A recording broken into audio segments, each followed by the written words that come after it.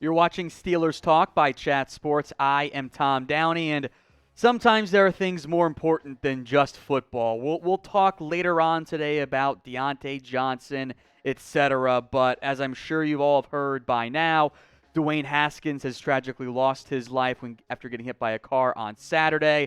So there's really no way we can begin today's video with anything other than talking about the unfortunate death of Haskins.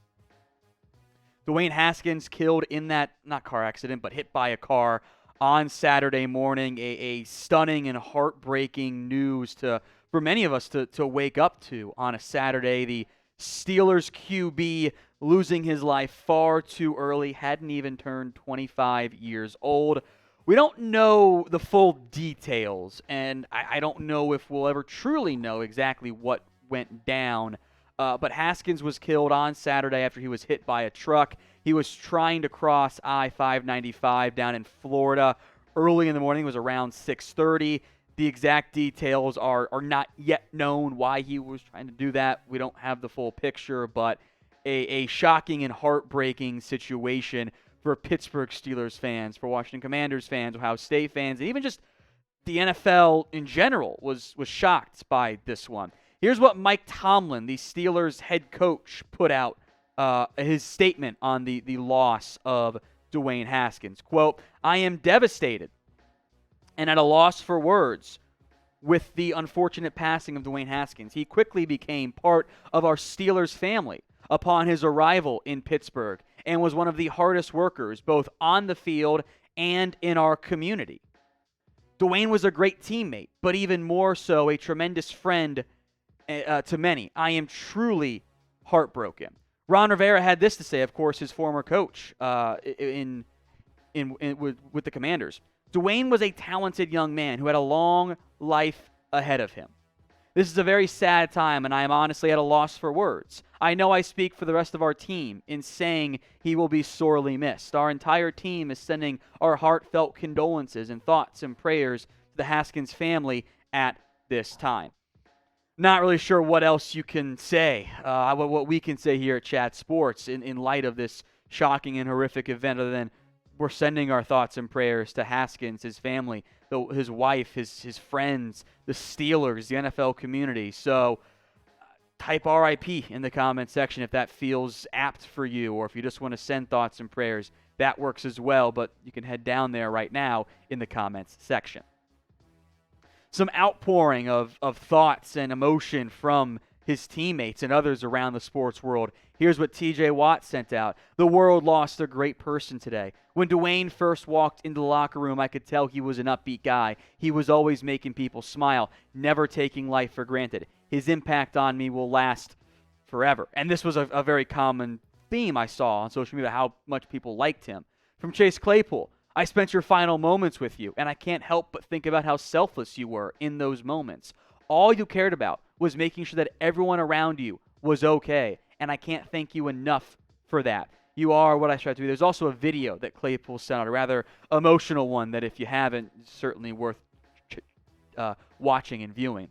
Ryan Day is collegiate coach at Ohio State. "The loss of Dwayne is beyond tragic and extremely difficult to process. For those who knew him closely, he was much more than a great football player. He had a giant heart, old soul, and an infectious smile. The Ohio State community and our entire football program are heartbroken." Karl Anthony Towns, who is childhood friends with Dwayne Haskins, sent this out. "Since we were kids, you was always a real one. Rest up, brother, till we meet again," and also attached this photo of Cat and Haskins growing up together. Of course, Anthony Towns has gone through a lot in his own personal life. To lose a friend in Haskins is certainly just brutal. And that was the good, the good emotional, not good emotional, but proper reaction to losing a friend.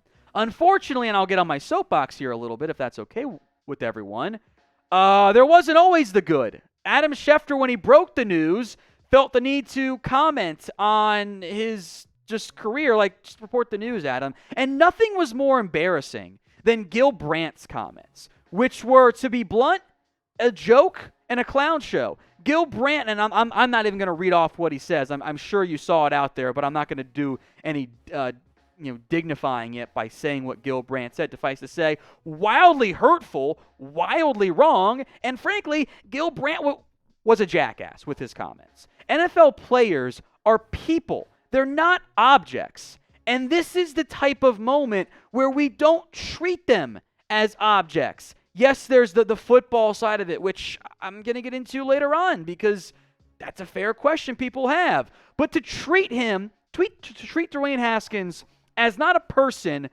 but as a moment to show you were right with the way you thought about him entering the draft, that's not the time nor the place for this. A man died. Let his family and friends mourn. You should mourn instead of being so callous. Gil, I know he apologized.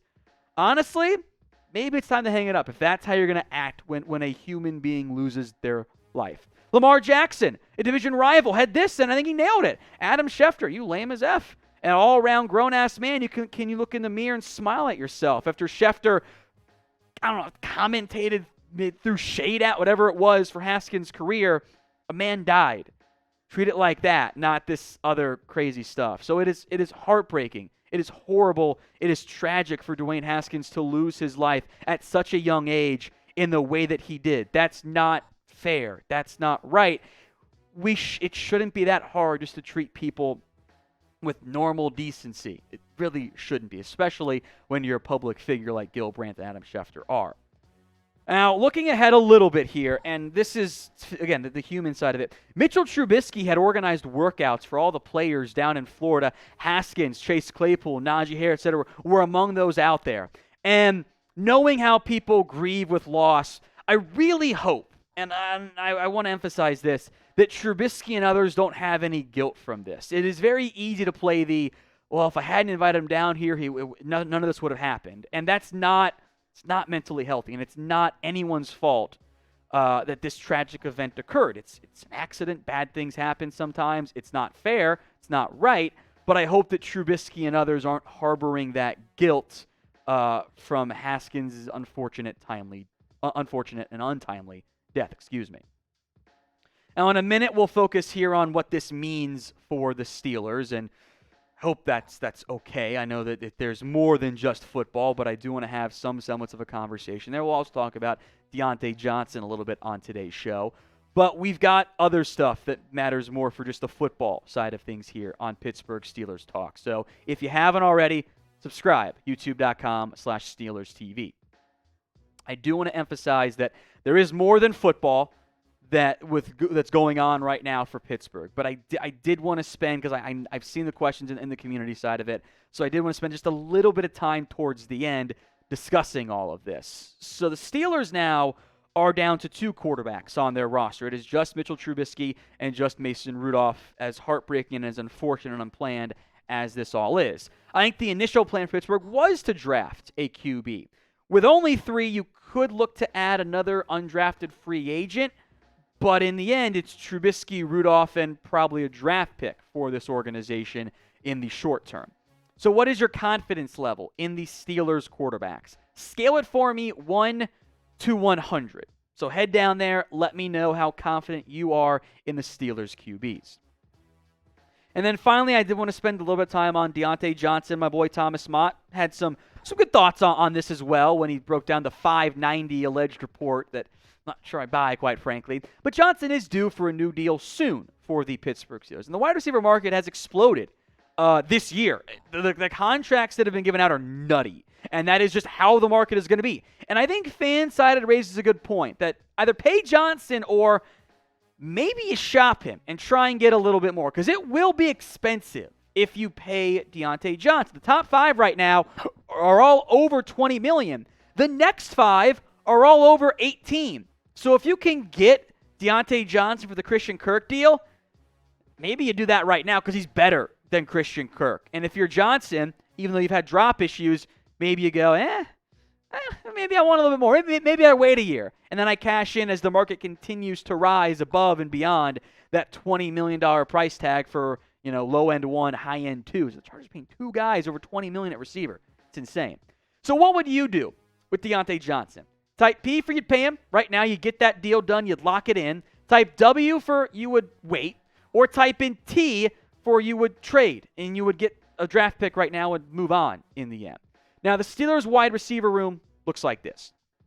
Diontae Johnson, Chase Claypool, and not much else. In the event you shop and move on from Diontae Johnson, this goes from being one of the bigger needs to almost the biggest, because you don't want Anthony Miller as your wide receiver 2. You probably don't want him as your wide receiver 3. The growth that Diontae Johnson has shown should not be overlooked. There were many people who liked him coming out of Toledo, including myself. I was too low on him because he has emerged even better than what I thought he was going to be. And as the quarterback play offers more downfield threats, in theory, that will only increase Johnson's value. So hopefully, if you want to keep him long term, you get that deal done sooner than later.